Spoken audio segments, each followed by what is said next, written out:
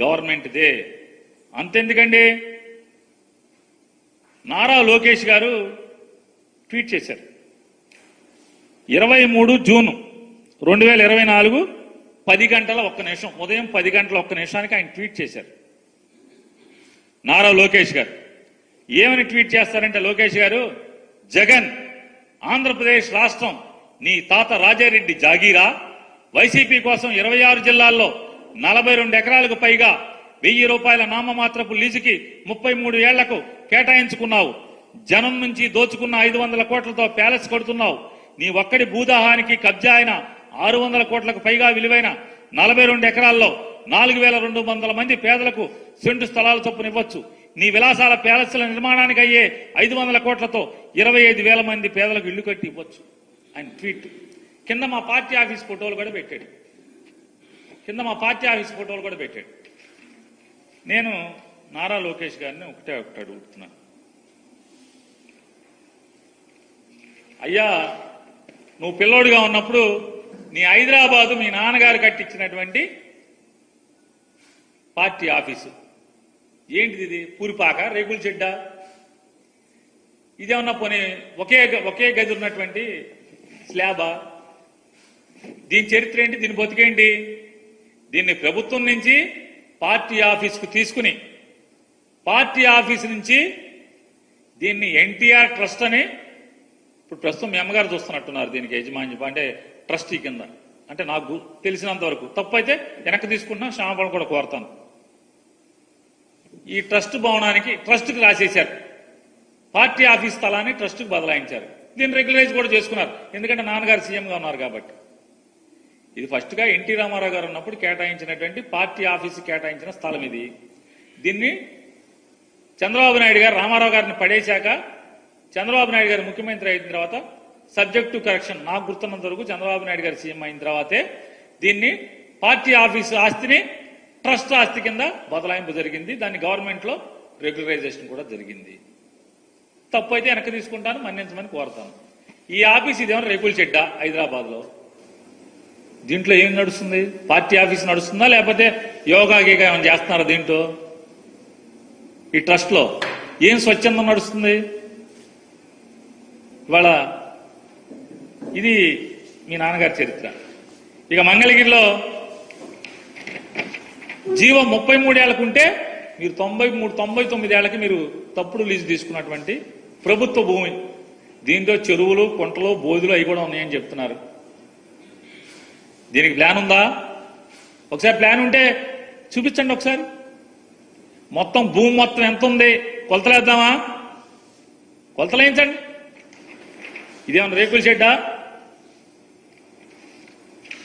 ఇదిగో మంగళగిరి ఆఫీస్, ఇది రేకుల షెడ్డా?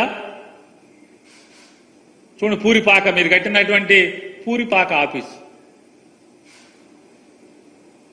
మీ కష్టార్జితంతో చెమటోడ్చి, రక్తాన్ని చెమటగా మార్చి, పైసా పైసా కూడబెట్టి కట్టినటువంటి పూరిపాక. ఇదిగో ఈ మీరు కట్టినటువంటి పార్టీ పూరిపాక ఆఫీసు, రేకుల షెడ్లు. ఇదొక యాంగిల్ మంగళగిరి ఆఫీసే, ఇంకొక యాంగిల్, 3 యాంగిళ్ళు చూపిస్తున్నా మీకు. వీటిని ఏమంటారు? రేకుల షెడ్లా, పూరిపాకలా, తాటాకి పాకలా?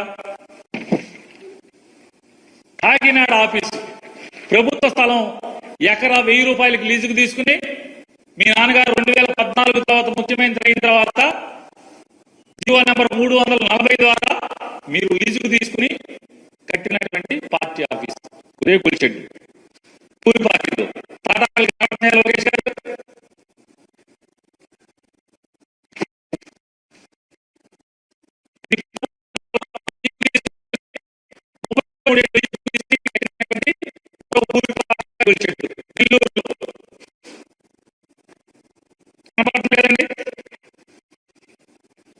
మొదట రేకుల షెడ్డు, చిన్న రేకుల షెడ్డు ఏలూరు, పశ్చిమ గోదావరి జిల్లా ఆఫీసు.